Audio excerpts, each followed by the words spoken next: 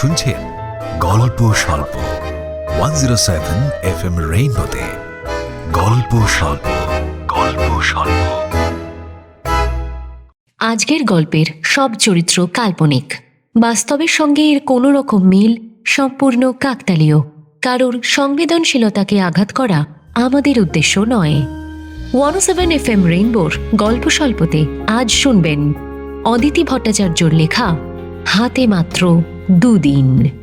অদিতি ভট্টাচার্য রাশিবিজ্ঞানে স্নাতকোত্তর, কর্মসূত্রে আরব দুনিয়াতেও থেকেছেন। ছোট বড় সকলের জন্যই লেখেন তিনি।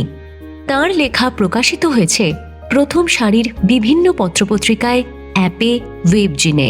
প্রকাশিত হয়েছে কিছু বইও, যেমন গল্প সংকলন গল্পের খোঁজে, খেলতে খেলতে, দুটি করে উপন্যাসিকার সংকলন দুরন্ত ঈশান, অপরাজেয় ঈশান, উপন্যাস চাঁদ উঠেছিল আকাশে ইত্যাদি। আজকের গল্প অদিতি ভট্টাচার্যর লেখা হাতে মাত্র দুদিন। গল্পের কথক ও বয়স্ক জয়দেবের ভূমিকায় অর্পণ, অন্যান্য ভূমিকায় মধুমিতা, অরিজিৎ, সুনন্দা, রিয়া, তানিয়া, দেবারতী, উজ্জ্বল, অর্ণব, রাজীব, সুদীপ্ত রায়, সুদীপ্ত ঘোষ, গোপা, তমজিৎ, আত্রেয়, সোমক ও শুক্লা। গল্পের সূত্রধার সৌমি। শুরু হচ্ছে অদিতি ভট্টাচার্যর লেখা হাতে মাত্র দুদিন।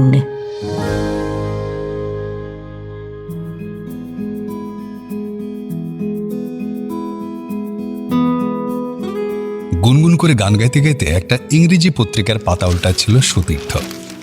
মেজাজ বেশ ফুরফুরে। গরম গরম লুচি তরকারি খাওয়ার টেবিলে দিয়ে গেল পিঙ্কি।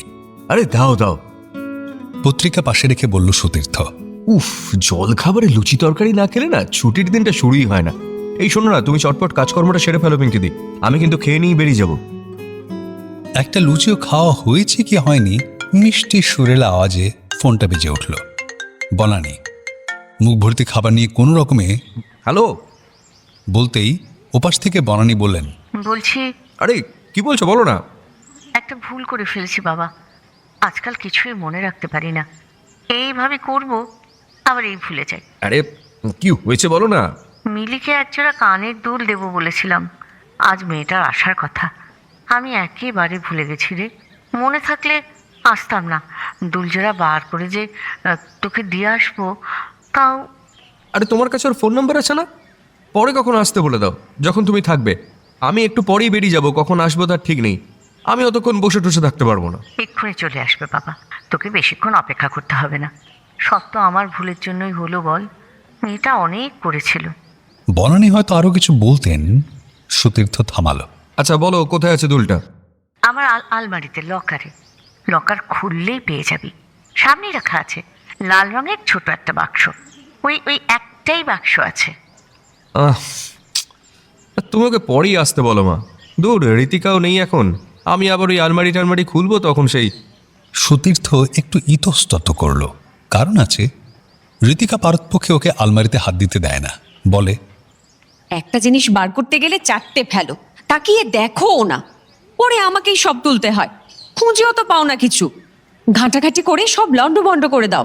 অভিযোগ যে একেবারে মিথ্যে সে কথা সুতীর্থ বলতে পারে না। ফোন করেছিলাম, ধরলো না আর করেও নি। মনে হয় রিচার্জ করেনি। এসে ফিরে যাবে, পরে আর আসতে পারবে না বলেছিল। আমিও যে কি করি, একটা কাজও ঠিক মতো মনে রেখে করতে পারি না। না হলে কি আর। ঠিক আছে ঠিক আছে, আমি দিয়ে দেবো। তুমি ওকে আরেকবার ফোন করো, বলো তাড়াতাড়ি আসতে। তোকে বেশি খোঁজাখুঁজি করতে হবে না, সামনেই রাখা আছে, খুললেই দেখতে পাবি। আজকাল যে কি হয়েছে কিছুই মনে রাখতে পারি না। বনানি আবার বললেন, আমার মনে আছে মা, লকারে লাল রঙের বাক্সে আছে, তাই তো? কিন্তু লকারই আছে তো, এরকম নয় তো যে তুমি আবার বার করে অন্য কোথাও রেখেছো তারপর ভুলে গেছো। তাহলেই তো হতো, তোকে আর আলমারি খুলতে বলতে হতো না। তুই তো খুলতে চাস না, তাই বলছি। বনানি যেন নিজেকে সামলালেন। ঠিক আছে, আমি দেখছি, দাঁড়াও। সুতীর্থ ফোন ছেড়ে দিল। সত্যি কি বনানি নিজের আলমারির ব্যাপারে অতিমাত্রায় সাবধানী? কথাটা প্রথম রীতিকা বলেছিল। মার আলমারিতে কি আছে বলো তো? অনেক টাকা পয়সা না গয়নাঘাটি? কেন, কি আবার হলো? আগে তুমি আমার প্রশ্নের উত্তর দাও। আরে অনেক টাকা পয়সা গয়নাগাটির প্রশ্নটা আসছে কি করে? গয়নাগাটি যেটুকু আছে সে তো ব্যাংকের লকারে, আর মা নিজে পড়েই বা কতটুকু। ছোট থেকে তো এরকমই দেখে আসছি। আর টাকা পয়সা বলতে পেনশন, সেটা তো আমিই তুলে এনে দিই। সেও এমন কিছু নয়, বেশি এনে দিলে তো রাখতেও চায় না, বলে আমার কি দরকার, সব তো তুই করিস, মার খরচ তো ওই গিনির পেছনেই, ওর জন্য এটা কিনছো ওটা কিনছো। যাই হোক, তুমি হঠাৎ মার আলমারি নিয়ে পড়লে কেন বলো তো? ঋতিকা কয়েক মুহূর্ত ভাবল, তারপর বলল, আগেও ব্যাপারটা চোখে পড়েছিল জানো, তবে আমি অত পাত্তা দিইনি। আমার ভাবার ভুলও তো হতে পারে।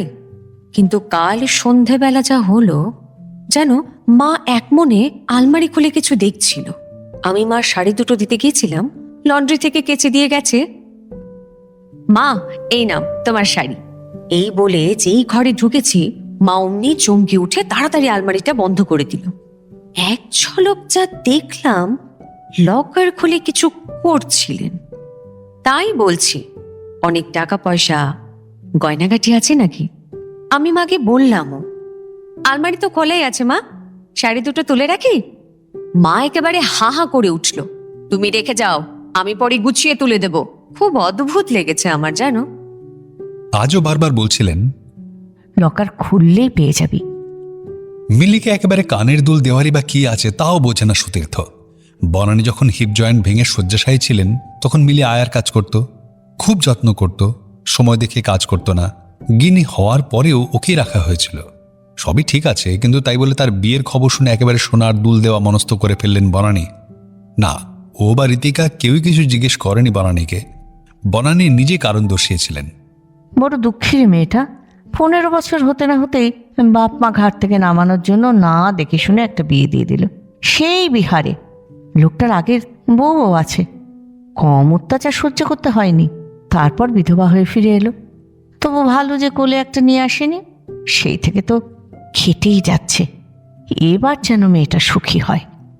সুতীর্থর এসব কথা ভালো লাগেনি, মুখ শক্ত হয়ে উঠেছিল। ঋতিকা কিন্তু বনানীর পক্ষ নিয়ে বলেছিল, মা তো ঠিকই বলেছেন, ছেলে মেয়ে থাকলে তো আরো মুশকিল হতো, তাই না? এই যে আবার বিয়ে করছে, ছেলে মেয়ে থাকলে তো অশান্তি হতো। মুহূর্তের মধ্যে সুতীর্থর মনে পড়ে গিয়েছিল বড় পিসির সেই কথাটা। কবে সে কোন ছোটবেলায় শুনেছিল। তোর একটা বন্ধুর নতুন মা এসেছে না, দেখ তোর আবার নতুন বাবা আসে কিনা। নতুন মা কিরকম হয় বলতো? ওই যে রে, সৎ মা বলে যাদের, খুব বাজে হয়। সৎ বাবারাও ওইরকমই হয়, বুঝেছিস? সুতীর্থর কান মাথা ঝাঁ ঝাঁ করে উঠল। কি উল্টোপাল্টা ভাবছে ও? দুল থেকে কোথায় চলে গেল? ভালো সময় এসব ঝামেলা হলো। ঋতিকাও বাড়িতে নেই, না হলে সব দুটুলের ব্যাপার ওই দেখত। ফোনটা আবার বেজে উঠল, আবার বনানী। পেয়েছিস তো? খোঁজাখুঁজি করতে হয়নি তো? আরে না মা, আমি এখনো দেখার সময় পাইনি, এই যাচ্ছি। আর তুমি এই সামান্য ব্যাপারে এত টেনশন নিচ্ছ কেন বলো তো?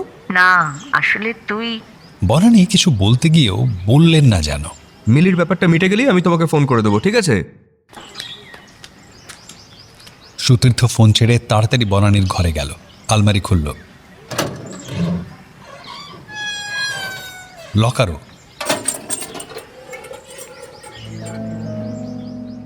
টুকটাক জিনিসপত্র ছড়ানো ছোট্ট লকারটাতে বেশিরভাগই সুতীর্থর বাবার। ওর ঘড়ি, চশমা, আরও এটা সেটা সবকিছু এত বছর আগলে রেখে দিয়েছেন বনানী। বরাবরই ওগুলো আলমারির লকারে রাখা থাকে। লাল ছোট বাক্সটাও সামনে আছে।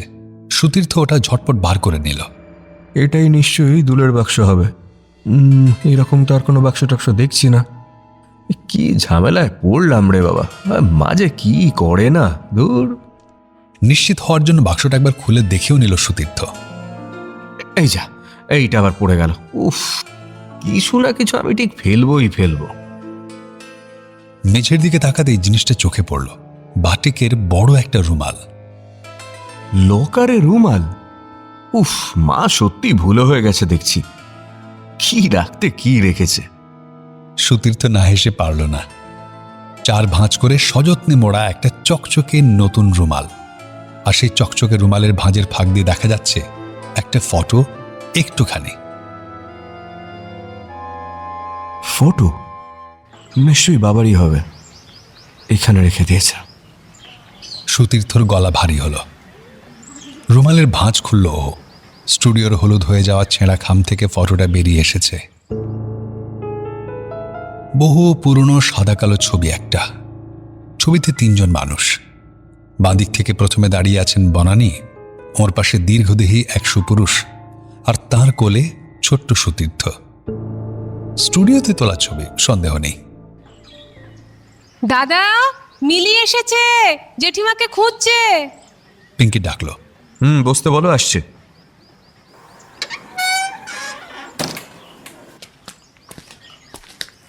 কোনো রকমে আলমারিটা বন্ধ করে সুতীর্থ লাল বাক্স হাতে বেরিয়ে এলো।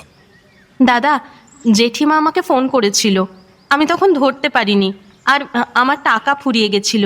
এই তো এখন ভরলাম। আচ্ছা, মা এটা তোমাকে দেবেন বলে রেখে দিয়েছেন, কিন্তু আজ যে তোমার আসার কথা সেটাই বেমালুম ভুলে গেছেন। গুরুদেবের আশ্রমে গেছেন, ওখানে ওই পুজো টুজো আছে, গতকালই গেছেন।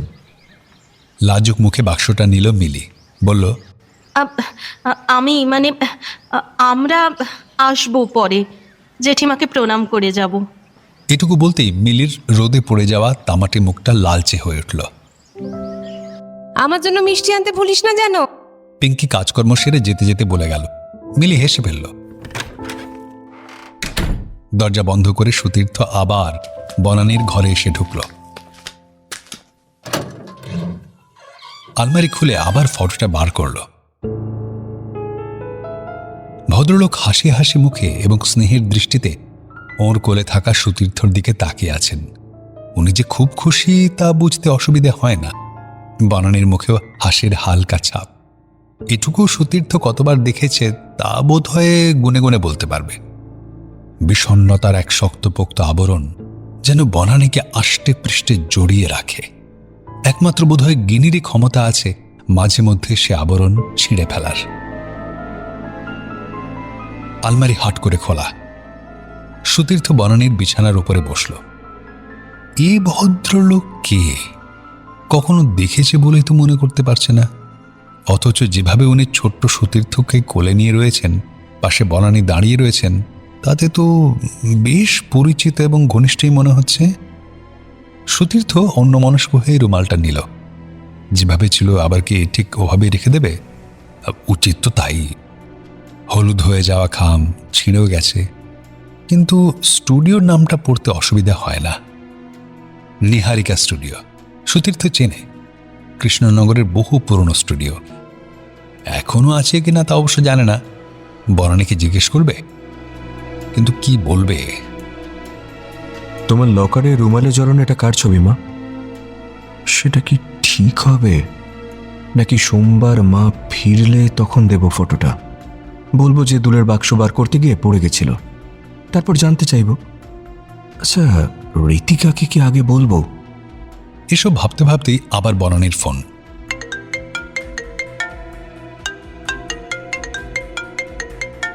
হ্যালো, মিলি এসেছিল, আমি দিয়ে দিয়েছি, আর দেওয়ার আগে বাক্স খুলে দেখেও নিয়েছি। মিলি বিয়ের পরে আসবে বলেছে, ঠিক আছে? বনানীকে কোনো কথা বলার সুযোগ না দিয়ে এক নিঃশ্বাসে বলে গেল সুতীর্থ। জানি, মিলি ফোন করেছিল। কথাটা বলেই বনানী চুপ করে গেলেন। এপাশে সুতীর্থ চুপ, ভাবছে কিছু জিজ্ঞেস করবে কি না। হ্যালো হ্যালো বাবান, হ্যাঁ বলো। আলমারি ঠিক মতো বন্ধ করেছিস তো? করেছি। আচ্ছা, তোমার আলমারিতে কি এমন মূল্যবান জিনিস আছে মা? হারিয়ে যাওয়ার মতো বা চুরি হয়ে যাওয়ার মতো সত্যি কি কিছু আছে? সুতীর্থ না বলে পারল না। ওপাশে আবার সেই অস্বস্তিকর নীরবতা। মা? কোনো উত্তর নেই। হ্যালো মা, কি হলো? ছাড়ি এখন, ঠিক মতো খাওয়া দাওয়া করিস। ফোন কেটে গেল। বনানী কি সুতীর্থর প্রশ্নের উত্তর দিতে গিয়েও দিলেন না? যাকে আপাতত যেখানকার জিনিস সেখানে রেখে দেওয়াই ভালো, পরে এ নিয়ে মাথা ঘামালেও চলবে। এবার শনি রবি দুটো দিন সত্যিকারের ছুটি পাওয়া গেছে। অফিস না থাকলেও সংসারের কাজকর্মগুলো তো সব এই দুটো দিনের জন্য হাঁ করে অপেক্ষা করে থাকে। এবার তা থেকেও ছাড় পাওয়া গেছে। ঋতিকা গেছে বন্ধুদের সঙ্গে বেড়াতে ইটাচোনার রাজবাড়িতে। আজ সকালে গেছে, আগামীকাল ফিরবে, তবে এখানে নয়, ওর বাপের বাড়িতে। ঋতিকার বাবা মা গিনিকে কিছুদিন দেখতে না পেলে অস্থির হয়ে ওঠেন। তাই বনানী ওর গুরুদেবের আশ্রমে গেছেন আসলে দূর সম্পর্কের এক দিদির বাড়িতে। ওর এই দিদিটিও একই গুরুর শিষ্যা। ওর সঙ্গেই গুরুদেবের আশ্রমে গেছেন। খুব দূরে নয় ওখান থেকে। বাজার দোকানের পাট সুতীর্থ আগেই সেরে রেখেছে। শুধু শুধু তাই দিনগুলো মাটি করার কোনো মানে হয় না। জোর দিয়ে ছবির ভদ্রলোকের চিন্তা মাথা থেকে ঝেড়ে ফেলল, আবার রুমালের মধ্যেই ফটোটা রাখতে গেল। আর তখনই চোখে পড়ল দুভাঁজ করা সাদা কাগজটা। রুমালেই ছিল, কিন্তু তখন তাড়াহুড়োতে নজরে পড়েনি। হাতে নিয়ে বুঝতে পারল সুতীর্থ শুধুই সাদা কাগজ নয়, এর মধ্যেও কিছু আছে। সুতীর্থ এক মুহূর্ত সময় নষ্ট না করে ভাঁজ খুলল। আরও একটা ছবি। এই ছবি সুতীর্থর খুব চেনা। তখন ক্লাস 8-এ পড়ে। প্রসূন আর জিমুত এই দুই বন্ধুর সঙ্গে তুলেছিল ফটোটা। ফটো তোলার টাকা প্রসূন এনেছিল ওর মার কাছ থেকে। ছবিটা হারিয়ে গিয়েছিল। সুতীর্থর তখন কম কষ্ট হয়নি। ওদের ছোট্ট ঘরটা তোলপাড় করে ফেলেছিল, কিন্তু খুঁজে পায়নি। সেই ছবি বনানীর আলমারিতে। ছবির ওপরে সাদা অংশে কালো কালিতে খুদে খুদে হরফে লেখা মাঝির জন। হাতের লেখাও সুতীর্থর খুব চেনা। বনানীর। সুতীর্থর ডান দিকে প্রসূন আর বাঁ দিকে জিমুত দাঁড়িয়ে, একে অপরের কাঁধ জড়িয়ে হাসি মুখে। মাঝির জন লিখে সুতীর্থকে চেনানো হয়েছে ফটো পাঠিয়ে। কাকে? সে ফটো আবার ফিরেও এসেছে, আর বনানী সেটাকে সযত্নে লকারে ঢুকিয়ে রেখেছেন। সুতীর্থর কপালে বিন্দু বিন্দু ঘাম জমতে শুরু করল। ফোন আবার বেজে উঠল। এবার রূপক, সুতীর্থর কলেজের বন্ধু। রূপকের ফ্ল্যাটও রাজারহাটে, সুতীর্থর কাছাকাছি। আজ ওখানে আড্ডা দেওয়ার কথা। আরও 2-1জনের আসার কথা।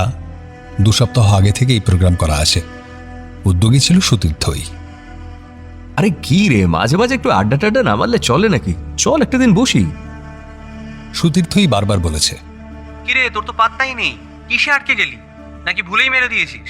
ওপাশ থেকে রূপকের গলা। আরে না ভাই, ভুলিনি। আমি ঠিক করলাম আর আমিই ভুলে যাব। তাহলে চলে আয় চটপট। কিসে আটকে গেছে সে কি আর বলা যায়? না যাওয়াটা একেবারে ভালো দেখায় না। যেতে তো হবেই। তবে এই ব্যাপারটা কেউ ছেড়ে দেওয়া যায় না। এ রহস্যের সমাধান করতেই হবে। সুতীর্থ ঘড়ি দেখল, 11:15 বাজে। ওর হাতে আজকের আর কালকের দিনটাই আছে। ঘন্টা মিনিটের হিসেবে পুরো 48 ঘন্টা না হলেও সাধারণভাবে 2 দিন বলাই যায়। আগামীকাল একটা কাজ আছে বটে, তবে সেটা এমন কিছু জরুরি নয়, পরে করলেও হয়। রীতিকা তো বলেই ঘরের খেয়ে বনের মোষ তাড়ানো, কাজে ওটা বাদ দেওয়া যায়। সোমবার সকাল থেকে আবার কাজকর্ম শুরু হয়ে যাবে। ওয়ার্ক ফ্রম হোম হলেও ওয়ার্কই তো বটে। অথচ এই রহস্যের সমাধান না করা অবধি সুতীর্থ অন্য কোনো কাজে মন দিতে পারবে না। বনানীর আলমারি বন্ধ করে সুতীর্থ নিজের ঘরে এলো।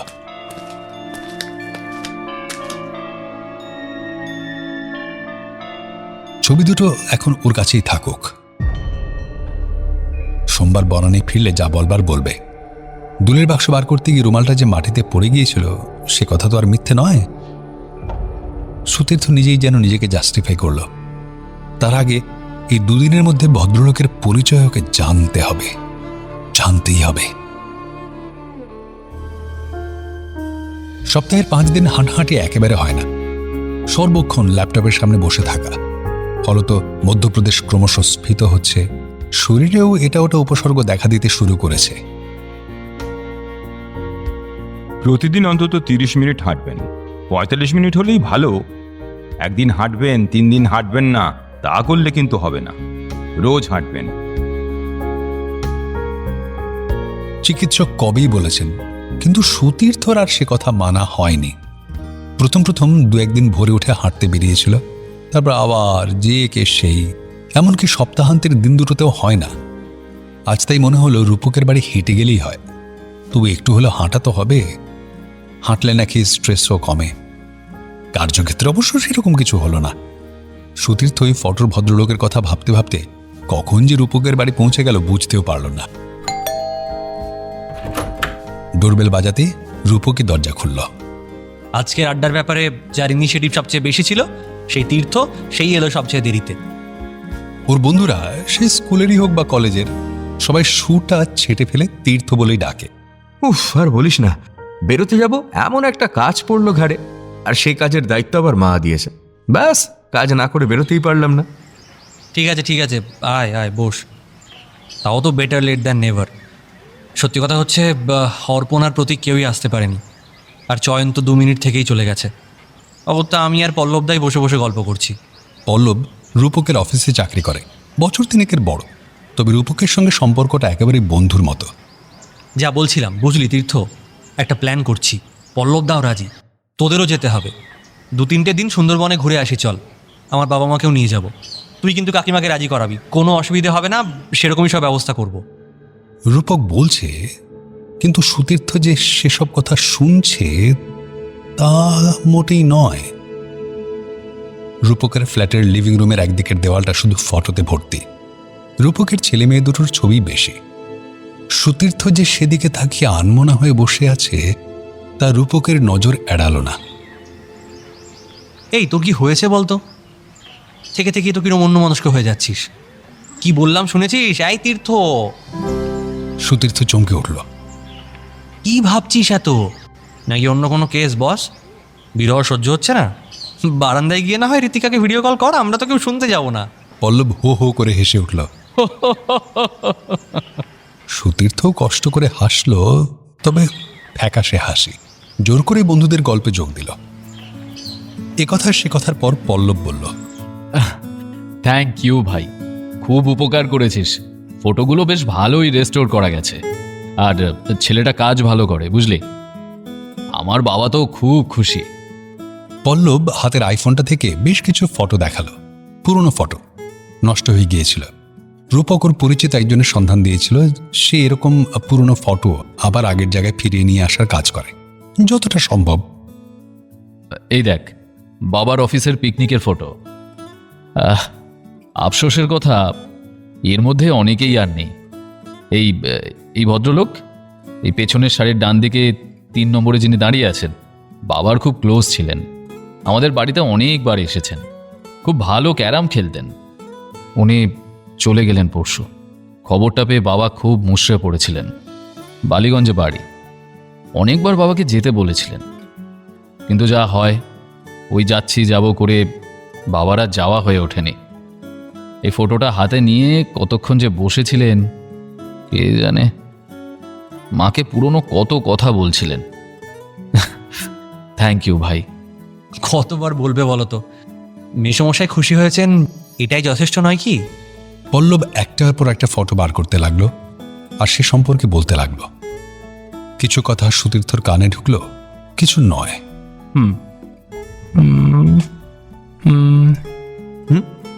না,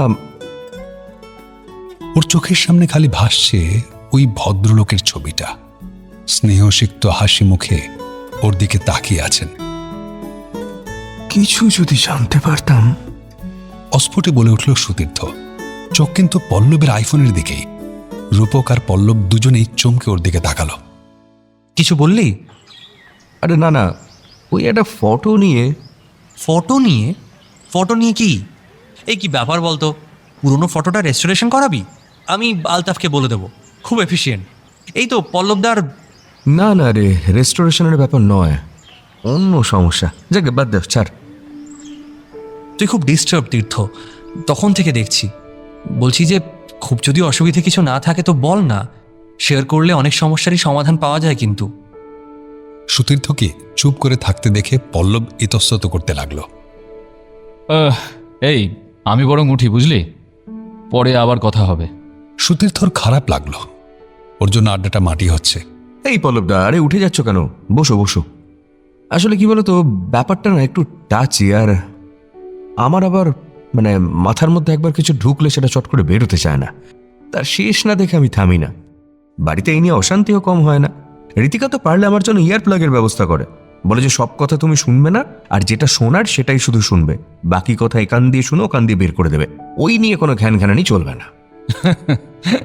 পল্লব রূপক হেসে ফেলল। সুতীর্থ স্বস্তির নিঃশ্বাস ফেলল। বুঝলাম, খুবই সঙ্গীন অবস্থা তোমার। এবার তাহলে টাচি ব্যাপারটাও শুনি। ওই অনেকটা মেশোমশাইয়ের মতোই বলতে পারো জানো। সুতীর্থর ততক্ষণে কি বলবে ঠিক করা হয়ে গেছে। সমস্যাটা আমার শ্বশুর বাড়ির দিকের এক আত্মীয়র, ঋতিকার এক জেঠুর ছেলে টুটুন্দা। যা হয় যে ওরাও পুরনো ফটো বার করে একদিন বসে দেখছিল, তো একটা ফটোতে একটা ভদ্রলোককে দেখে ওই জেঠু কিছুতেই চিনতে পারছে না।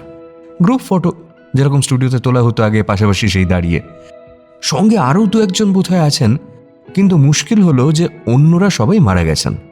এদিকে উনিও অস্থির হয়ে উঠেছেন পরিচয়টা জানার জন্য। বয়স হয়েছে, এখন আর ওই মনে টনে নেই, মানে মনে করতে পারছেন না। এটাও একটা মানসিক অশান্তি। ওই ব্যাপারটা শুনে থেকে অবধি কেমন একটা লাগছে, তাই ভাবছিলাম যে মানে কিছু যদি জানা যেত আর কি। পুরনো অ্যালবাম ট্যালবাম যদি কিছু থাকে সব দেখতে বলো। ভদ্রলোকের আরও কোনো ফটো থাকতে পারে অন্য কারোর সঙ্গে, কি বলো? সেই থেকে কোনো ক্লু পাওয়া যেতে পারে, বলল পল্লব। প্রায় সঙ্গে সঙ্গেই সুতীর্থর কথাকে যে অবিশ্বাস করেনি বা হালকাভাবে নেয়নি সেটা বোঝাই যাচ্ছে। ক্লু? হ্যাঁ হ্যাঁ হ্যাঁ, ঠিকই বলেছ, ক্লু। মানে একরকম মিস্ট্রি তো হয়ে গেছে ব্যাপারটা। আত্মীয় স্বজন বন্ধু বান্ধবদেরও পাঠাতে বল, তাদের যদি কেউ দেখে কিছু বলতে পারে। হ্যাঁ, সে বোধহয় পাঠিয়েছে, কিন্তু কোনো লাভ হয়নি। অন্তত আমি তো কিছু শুনিনি। রীতিকা অবশ্য বলে যে এই ব্যাপারে আমি নাকি সবচেয়ে বেশি মাথা ঘামাচ্ছি। এতটা নাকি টুটুন্দা নিজেও ঘামাচ্ছে না। তার এত সময় নেই, যেটুকু অনেকবার বুঝিয়েছে, বলেছে এসব নিয়ে আর বেশি ভাবনা চিন্তা না করাই ভালো। দেখো, এও আরেক সমস্যা, জেঠু এতে যথেষ্ট মন মরা হয়ে পড়েছেন। আসলে মানে ওই বয়স হলে লোকে তো অনেক সময় অবুঝ হয়ে যায় না? অবুঝ হয়ে যায় ঠিকই, আবার আমরাও বোধহয় সব কিছু ঠিক মতো হ্যান্ডেল করতে পারি না। আর সময় একটা বড় ফ্যাক্টর। কতটুকু সময় দিতে পারি বলো তো? সবাই তো। পল্লব কথা শেষ করতে পারল না, ফোন এলো।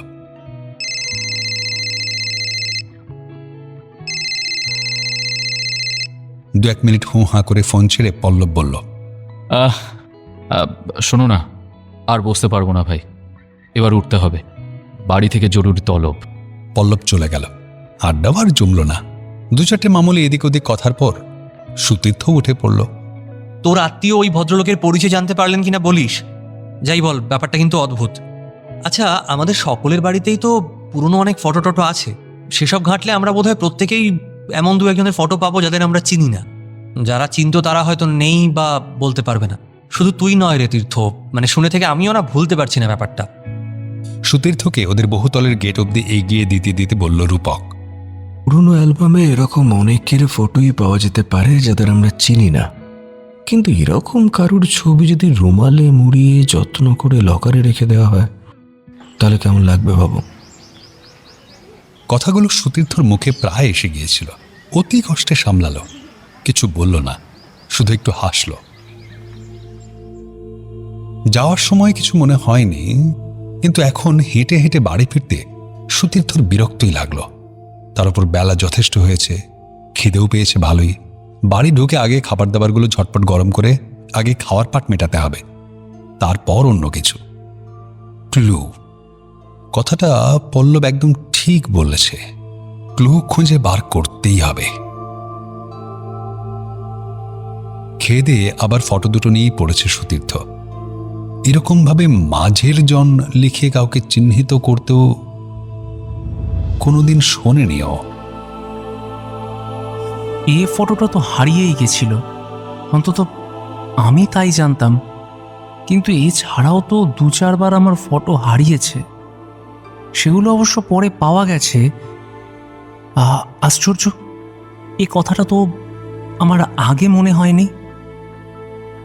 ছোটবেলার তেমন ফটো নেই সুতীর্থর, কয়েকটি মাত্র আছে। প্রতি জন্মদিনে বনানী চেষ্টা করতেন স্টুডিওতে নিয়ে গিয়ে একটা করে অন্তত ওর ফটো তোলাতে, যদিও প্রতি বছর সেটা হতো না।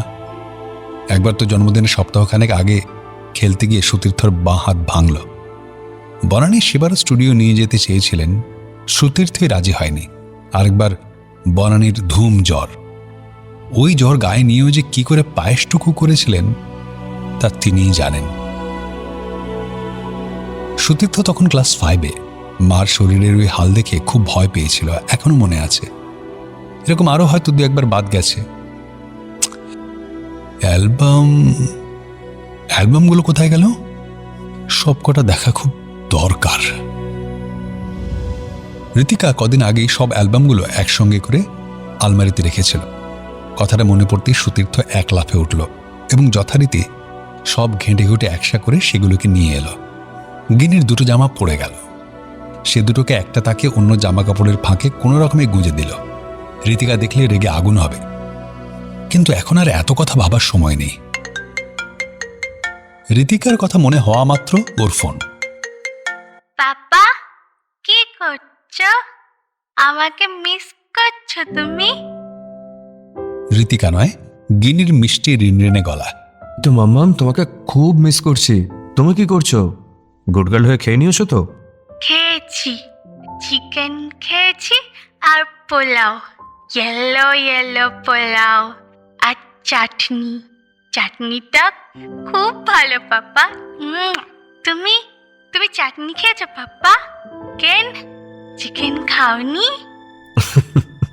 আমার সোনা মাম্মাম। বেশিক্ষণ কথা বলার ধৈর্য নেই গিনির। ফোন ঋতিকার হাতে দিয়ে দৌড়ে পালিয়েছে। অ্যালবামের পাতা উল্টাতে উল্টাতে ঋতিকার সঙ্গে কথা বলছে সুতীর্থ। বেশিক্ষণ যে কথা বলার ইচ্ছে আছে তাও নয়, সব অ্যালবামগুলো ভালো করে না দেখা অবধি শান্তি নেই। আবার কি অফিসের কাজ টাজ দিয়ে বসেছো নাকি? কোনো কথাই তো মন দিয়ে শুনছো বলে মনে হচ্ছে না। খালি হু হু হু করে যাচ্ছ। ও যে কিছু নিয়ে ব্যস্ত সেটা ঋতিকা ফোনের ওপার থেকেও খুব ভালো করেই বুঝেছে। আরে শুনবো না কেন, সবই তো শুনলাম। গিনি বলল যে চিকেন চাটনি দিয়ে ভাত খেয়েছে। বুঝেছি, ছাড়ো এখন, আমি পরে আবার করব। ঋতিকা এবার ফোন ছেড়ে দিল।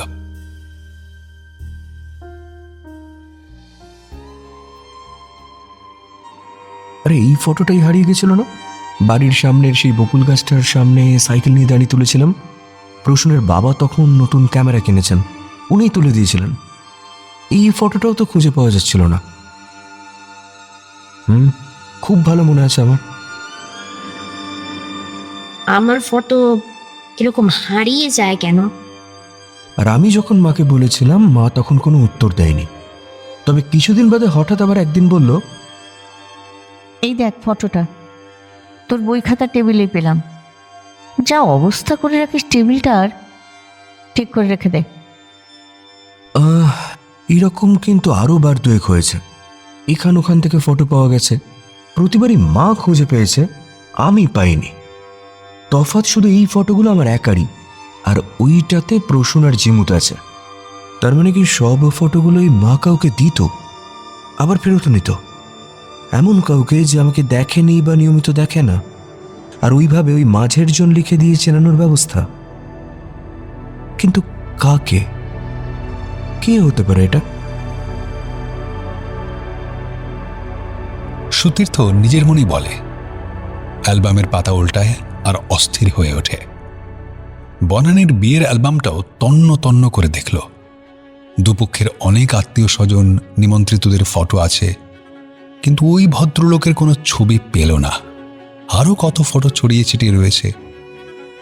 সুতীর্থর বাবা, ঠাকুরদা, ঠাকুরমা, কাকা, জ্যাঠা, পিসি, ওদিকে মামা, মাসি, দিদিমা, দাদু, প্রত্যেকের একটা হলে ফটো আছে। একে করে সব দেখা হয়ে গেল, কিন্তু ওই ভদ্রলোকের কোনো হদিশ পাওয়া গেল না। এই করতে করতে ঘড়ির কাঁটা কখন যে 7টা ছুঁয়েছে সে খেয়ালও নেই সুতীর্থর। মাথায় খুব যন্ত্রণা হচ্ছে। এক কাপ কফি করলো, ডিপ ফ্রিজে কতগুলো চিকেন নাগেটস ছিল সেগুলো ভাজলো। তারপর ঋতিকাকে ফোন করলো। হ্যালো, কাল তোমাদের চেক আউট কখন? 10টা? 10:30। ব্রেকফাস্ট করেই বেরোবো। ঠিক আছে। গিনি কি করছে? ঝুলছে। সারাদিন যা দৌড়াত্ম করেছে, এখন খাওয়াবো। একবার ঘুমিয়ে পড়লে তো আর খাওয়ানো যাবে না। হ্যাঁ, সেই ভালো। আমিও এখন শোবো, মাথাটা খুব ধরেছে, ঘুমও পাচ্ছে। পরে রাতের দিকে ফোন করবো আবার। হ্যাঁ, তুমি এখন ঘুমাবে? আরে ছুটির দিন এত এখন তখনের কি আছে বলো তো? চলো পরে ফোন করছি, ঠিক আছে? রাখছি। ঋতিকা বোধহয় আরো কিছু বলতো, কিন্তু সুতীর্থ সে সুযোগ দিলে তো ওর এখন কিচ্ছু ভালো লাগছে না। হঠাৎ নিহারিকা স্টুডিওর কথা মনে হতে প্রসূনকে ফোন করলো। প্রসূন এখনো কৃষ্ণনগরেই আছে। এই হ্যালো প্রসূন, শোন না, বলছি যে নিহারিকা স্টুডিওর কথা মনে আছে তোর? আরে আমাদের ছোটবেলায় বেশ নাম ডাক ছিল, ওটা আছে এখনো? কবে উঠে গেছে। ওখানে একটা চাইনিজ রেস্টুরেন্ট হয়েছে, খুব ভালো চলে। কিন্তু তুই হঠাৎ নিহারিকা স্টুডিওর কথা জিজ্ঞেস করছিস কেন? আরে এমনি এমনি ওই পুরনো ফটো দেখছিলাম তো, এই নিহারিকা স্টুডিওর একটা হলুদ হয়ে যাওয়া খাম পেলাম, সেই কারণেই তোকে একবার ফোন করলাম। যদিও নিহারিকা স্টুডিও থাকলে ওর কি সুবিধে হতো সেটা ভেবে পেল না সুতীর্থ। ওই ঝোঁকের মাথায় ফোন করে ফেলেছে। অল্পক্ষণের জন্য হলেও সুতীর্থ সত্যিই ঘুমোতে চাইছিল। এই অসহ্য মাথার যন্ত্রণাটা কমতো আর হাজার কি কেন কের হাত থেকে বাঁচত। কিন্তু ওই কি কেন কেই ওকে ঠিকমতো ঘুমোতে দিল না। নাছোড় পোকার মতো ঘুরঘুর করে যেতেই লাগলো। ফলে আধো ঘুম আধো জাগরণের মধ্যে ছেঁড়া ছেঁড়া কত যে পুরনো কথা ভেসে এলো।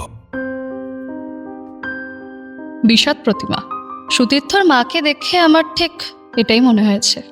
আরাত্রিকা বলেছিল। বাংলা অনার্স ছিল, কথা বলার সময় ওর শব্দচয়ন ছিল অন্যরকম। ওর বয়সী অন্য ছেলে মেয়েদের মতো নয়। উনি যেন বিষণ্ণতা ছড়িয়ে দিচ্ছেন চারপাশে, আর সেই বিষণ্ণতা অন্যদের আনন্দ খুশি সবকিছুকে ঢেকে দিচ্ছে। বাগো, আমার কিরকম অস্বস্তি হচ্ছিল। আরাত্রিকাকে কথাটা বলতে নিজের কানে শুনেছিল সুতীর্থ। বন্ধুর বোন, শুধু তাই নয়, আরাত্রিকার সঙ্গে ওর একটা অন্য সম্পর্ক ছিল। দুজনে দেখা সাক্ষাৎ করত, এদিক ওদিক টুকটাক যেত। বন্ধু মহলে কারোর অজানাও ছিল না ব্যাপারটা। একদিন বাড়িতে নিয়ে এসেছিল আরাত্রিকাকে মার সঙ্গে আলাপ করাতে। পরের দিন নিজের কানে শুনল এই কথা। সম্পর্কের ওখানেই ইতি। সুতীর্থ আর আরাত্রিকার সঙ্গে কোনো দিন কথা বলেনি, আরাত্রিকাও আর ঘেঁষেনি। বন্ধুরা জানতে পেরে সম্পর্ক আবার জোড়া লাগানোর চেষ্টা করতে চেয়েছিল, কিন্তু সুতীর্থ একেবারেই আগ্রহী ছিল না। মা মা মা মা মা মা মা ১.৫ বছর বয়সে বাবাকে হারিয়ে সুতীর্থর জগতে মা ছাড়া আর কেউ ছিল না। মাকে অন্য কারোর সঙ্গে বেশিক্ষণ কথা বলতে দেখলেও রেগে যেত, কেঁদে ফেলত। ছুটে এসে মাকে জড়িয়ে ধরত, হাত ধরে টেনে নিয়ে যেতে চাইত। দেখ, তোর আবার নতুন বাবা আসে নাকি? এদেরই মধ্যে হয়তো কেউ দেখবি একদিন তোর নতুন বাবা হয়ে যাবে, তারপর তোর যে কি হবে। কতদিন যে এসব কথা শুনতে হয়েছে বাবা চলে যাওয়ার কয়েক বছর পরেও। বনানী তখন পেনশনটুকুর ভরসায় আলাদা হয়েছেন। শ্বশুরবাড়ির একতলার একটা ঘরের সংসার পেতেছেন। চাই না নতুন বাবা, তুমি নতুন বাবা আনবে না। একদিন কাঁদতে কাঁদতে বনানীকে বলেছিল সুতীর্থ, অথচ পরে ভাবার চেষ্টা করেছে সুতীর্থ। মামারা ছাড়া তেমন কি কেউ আসতো? কই, আমার তো মনে পড়ে না। বনানী পড়াশোনায় খুব ভালো ছিলেন, কিন্তু গ্র্যাজুয়েশনটাও শেষ করে উঠতে পারেননি। বাবা মার তাড়ায় বিয়ের পিঁড়িতে বসতে হয়েছিল। শ্বশুরবাড়ি রক্ষণশীলতায় আরও এক কাঠি ওপরে। বাড়ির বউ কলেজে গিয়ে পড়াশোনা, প্রয়োজনের সময় অবশ্য কাজে এলো সেই পড়াশোনাই। ছোট ছোট ছেলে মেয়েদের পড়াতেন বনানী, তাদের মায়েরা আসতেন, কিন্তু আর কেউ।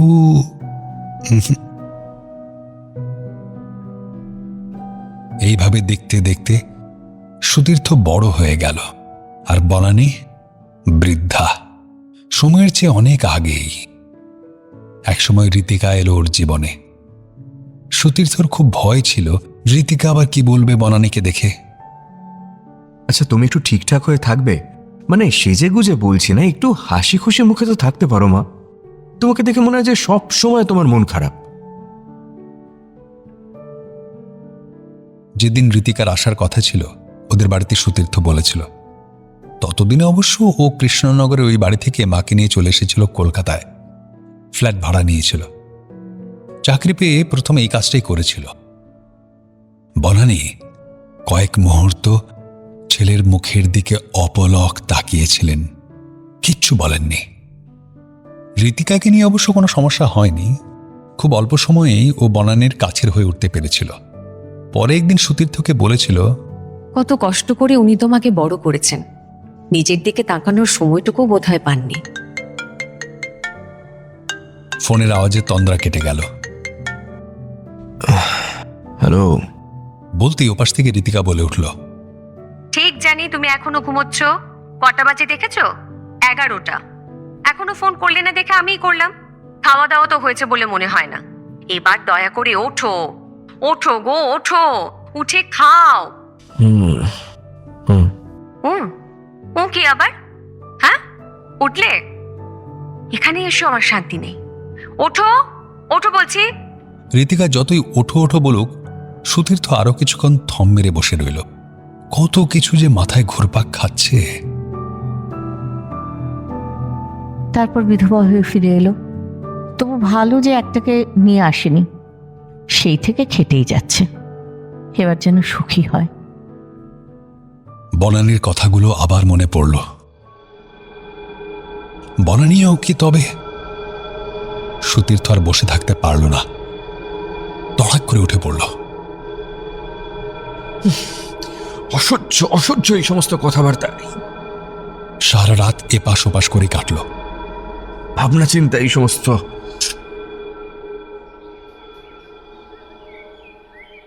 সকালবেলা এক রাশ ক্লান্তি নিয়ে উঠে বুঝল ও যা ভাবছিল তা ভুল।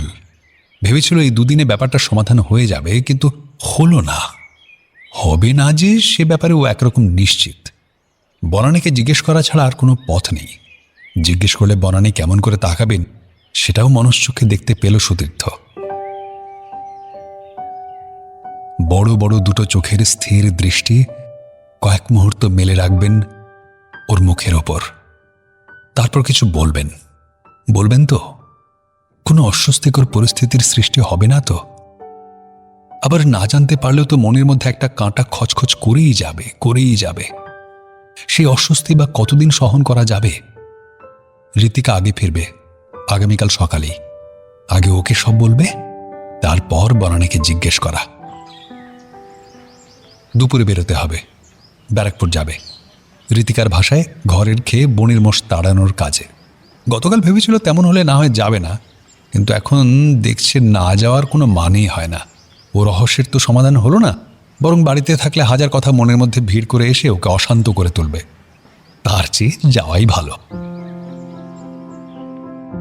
সুতীর্থর একটা ব্লগ আছে, সেখানে অনেক মানুষজনের কথা তুলে ধরে ও, যারা আর 5 জন সাধারণ মানুষের চেয়ে একটু হলেও আলাদা। এক পটচিত্র শিল্পীর কথা লিখেছিল একবার। তার জীবনযুদ্ধের অনেক খুঁটিনাটি তুলে ধরেছিল। প্রতিমার মুকুট, অলংকার সামগ্রী দীর্ঘদিন তৈরি করে আসছেন এমন এক ভদ্রমহিলার সাক্ষাৎকার নিতে তার বাড়িতে ছুটেছিল।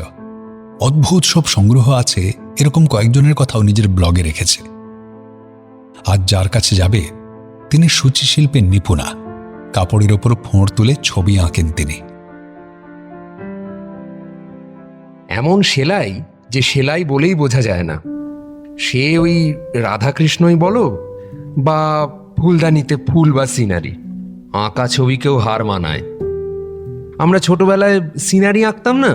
এই ধরো গ্রামের ঘর বাড়ি, তারপরে লালমাটির রাস্তা, নদী, পুকুর, হাঁস, মুরগি, ধানের ক্ষেত, এই সবই বড় মাসিমণি করে, কিন্তু ছুঁচ সুতো দিয়ে। আমার মায়ের জ্যাঠতুতো দিদি।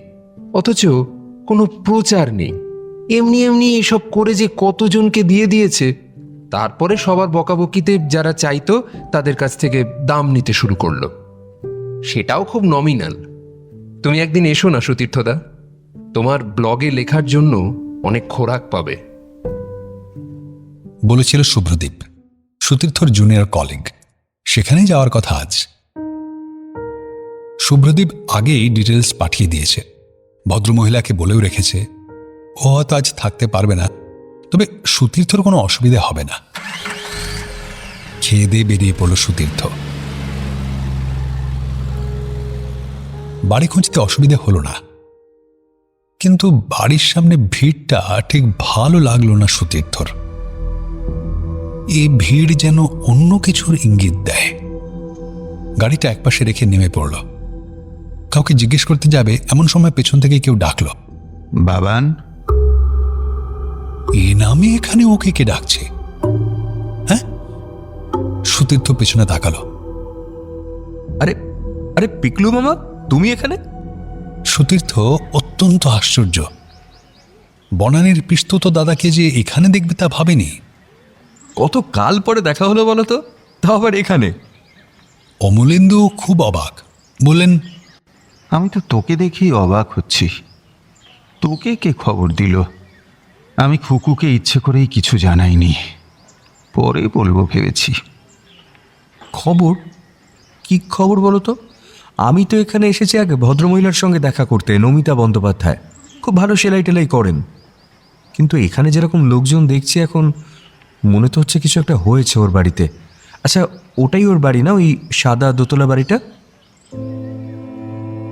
এরকম পরিস্থিতিতেও মানুষ পড়ে। কি বলি এখন আমি তোকে? শেষ অবধি এই কাজটা আমাকে করতে হবে, তাও আজকেই। এসব কি বলছো বলো তো পিকলু মামা? তোমার কথার তো কোনো মাথা মুন্ডা আমি বুঝছি না। চল ওইদিকে চল, সব বলছি। না বলে তো আর উপায় নেই, চ। সুতীর্থকে নিয়ে একটা চায়ের দোকানের সামনে এলেন অমলেন্দু।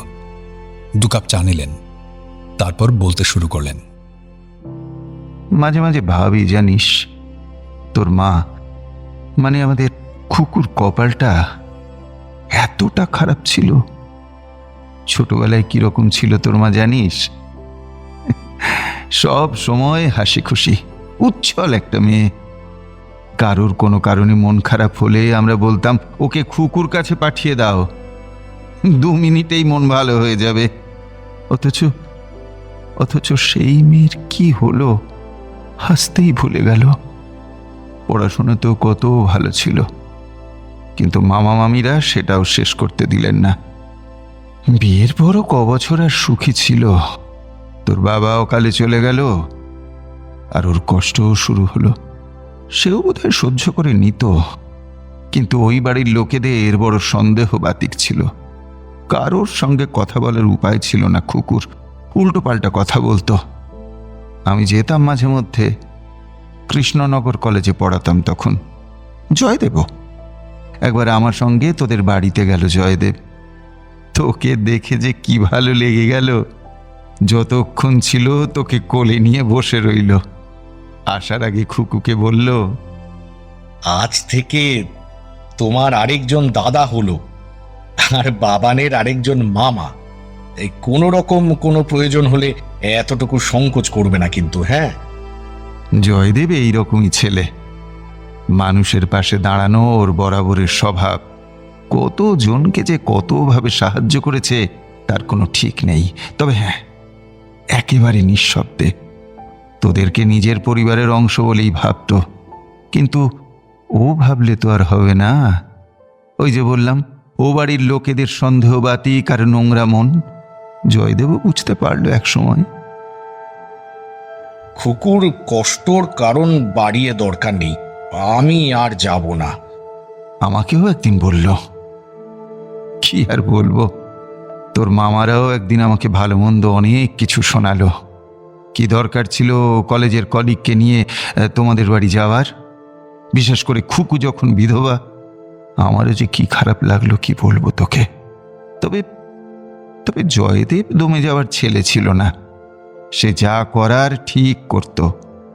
নিজে যেত না, কিন্তু ওর যা করার ঠিকই করত। তোর জন্য জিনিসপত্র অনেক সময় আমি নিজে পৌঁছে দিয়েছি। খুকুর আত্মসম্মান জ্ঞান প্রখর ছিল। পেনশনের টাকায় আর পড়িয়ে যা হতো তাতেই চালিয়ে নিত, কিন্তু জয়দেবের সঙ্গে পারত না। আসলে ওর টানটা যে খাঁটি ছিল। মেয়ে কি কোনো কিছু ওর মধ্যে ছিল না। যাতায়াত বন্ধ হওয়ার আগে তোদের দুজনকে নিয়ে একটা ফটো তুলেছিল। নমিতাকে দেখাতে হবে না, আমার বোন আর ভাগ্নে কত সুন্দর। ছোটবেলায় একবার পড়ে গিয়ে মাথা ফাটিয়েছিলি তুই, মনে আছে? চায়ে শেষ চুমুক দিয়ে কাপটা তোবড়ানো একটা ড্রামের মধ্যে ফেলতে ফেলতে বললেন অমলেন্দু। সুতীর্থ মাথা নাড়ল, গলা দিয়ে স্বর বেরোল না। খুব বৃষ্টি হচ্ছিল সেদিন সন্ধেবেলা। রাস্তায় একটা কুকুর বেড়ালো ছিল না। তোকে নিয়ে হাসপাতালে দৌড়েছিল খুকু। সঙ্গে কেউ ছিল না। হাসপাতালেই জয়দেবের সঙ্গে দেখা। আমাদের কলেজের এক নন টিচিং স্টাফের বাবা ভর্তি হয়েছিলেন। খুব টালমাটাল অবস্থা চলছিল তখন ভদ্রলোকের। আমরা সবাই পালা করে যেতাম, তবে জয়দেব রোজ যেত, একটা দিনও বাদ দিত না ও। সেদিনও ভদ্রলোককে দেখে ফিরে আসছিল, ওই অবস্থায় খুকুর সঙ্গে দেখা হয়ে গেল। আর কি ফেরে ও, সব করে টোরে ওষুধপত্র কিনে একেবারে তোদের বাড়িতে পৌঁছে দিয়ে তবে ফিরেছিল।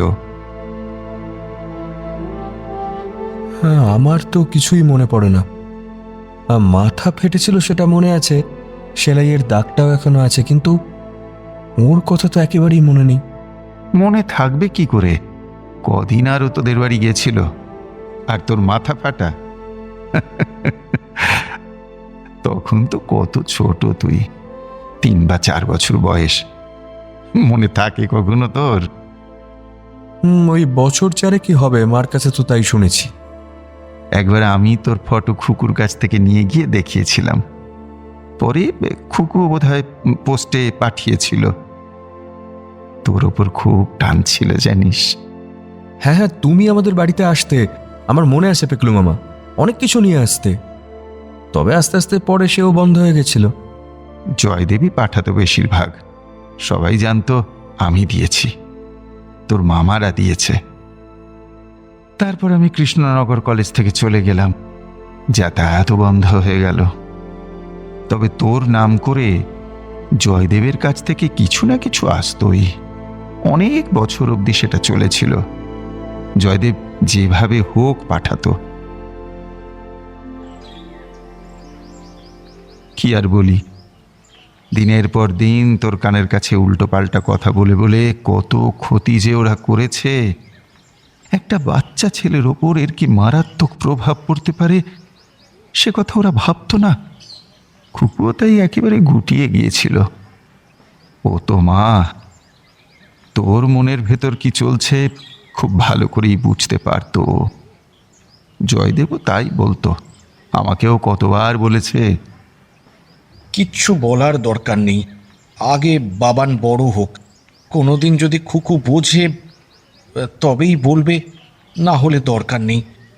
অনেক কষ্ট করেছে, আর নয়। জয়দেব এইরকমই, নমিতাও ছোটবেলার প্রেম ওদের, এক পাড়ারই ছেলে মেয়ে, সারা জীবন শুধু দুজনে এই করে গেল। কত ছেলে মেয়েকে যে মানুষ করলো, তবে ওই যে বললাম সব চুপচাপ করে গেছে। প্রচার তো দূরের কথা, এসব নিয়ে কোনো কথা বলা পছন্দই হতো না জয়দেবের। ওদের নিজেদের কোনো সন্তান নেই।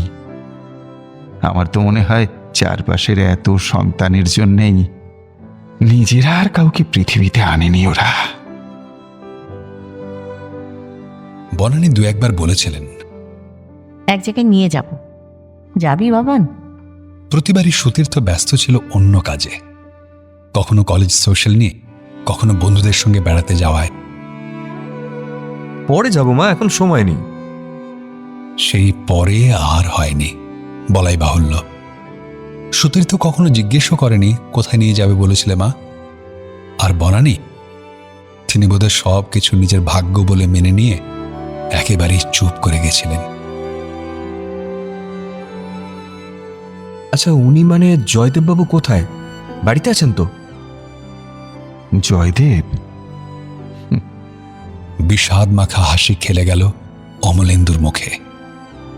তুই নমিতার সঙ্গে দেখা করতে এসেছিলি তো, তোর ওই ব্লগের জন্য বোধহয়।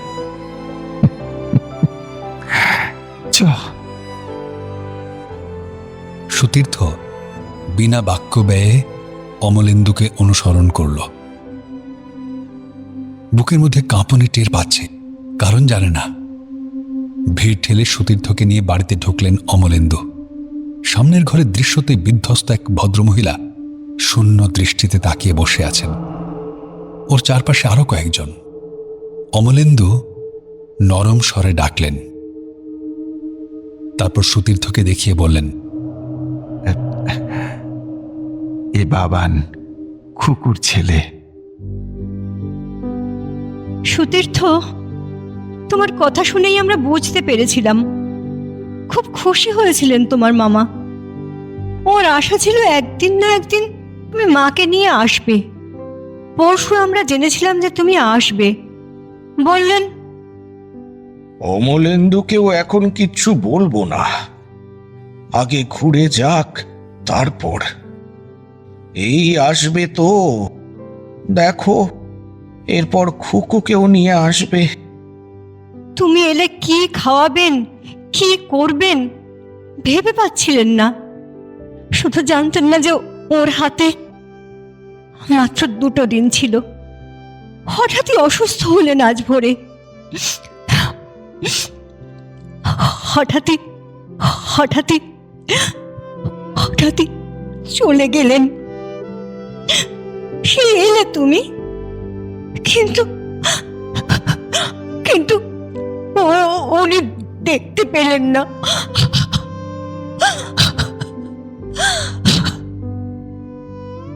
নমিতা কেঁদে ফেললেন। মা? মা তার মানে? সুতীর্থ এক মুহূর্ত দাঁড়ালো না, তীর বেগে বেরিয়ে এলো। বিরতি দেখা শুভ্রদীপের সঙ্গে। ও সবে ঢুকছে। সরি সুতীর্থদা, আমি তোমাকে আগে জানাতে পারিনি। এদিকে এই ঘটনা, তারপর ওদিকে আবার বাজারে বেরিয়ে আমার শ্বশুরমশাইয়ের আজকে অ্যাক্সিডেন্ট হয়েছে।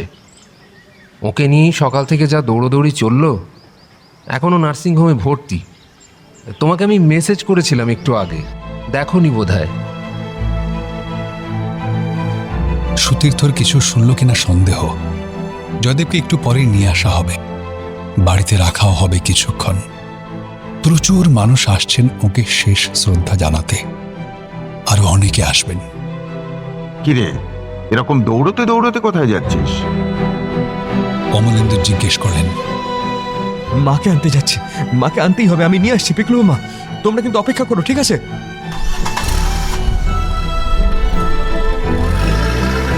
সুতীর্থ ছুটে চলে গেল।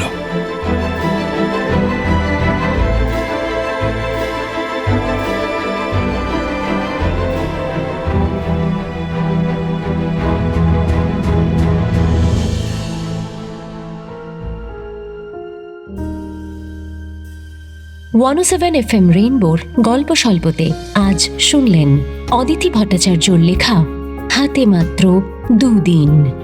গল্পের কথক ও বয়স্ক জয়দেব অর্পণ, নবীন জয়দেব সোমক, বনানী মধুমিতা, সুতীর্থ অরিজিৎ, ছোট বয়সের সুতীর্থ তমজিৎ, ঋতিকা সুনন্দা, মিলি, রিয়া, পিঙ্কি, তানিয়া, গিনি ও আরাত্রিকা দেবারতী, ডক্টর উজ্জ্বল, রূপক অর্ণব, পল্লব রাজীব, প্রসূন সুদীপ্ত রায়, বড় পিসি গোপা, শুভ্রদীপ আত্রেয়, অমলেন্দু সুদীপ্ত ঘোষ ও নমিতা শুক্লা। গল্পের সূত্রধার সৌমি। সমগ্র পরিকল্পনা ও পরিচালনা শুভদা। সহকারী পরিচালক পায়েল চ্যাটার্জি। শুনলেন গল্প স্বল্প, শুধু রেডিওতে নয়, গল্প স্বল্প শুনুন ইউটিউবেও। প্রতি রবিবার রাত 9টায় শুনুন নতুন গল্প আমাদের অফিসিয়াল ইউটিউব চ্যানেল আকাশবাণী কলকাতায়।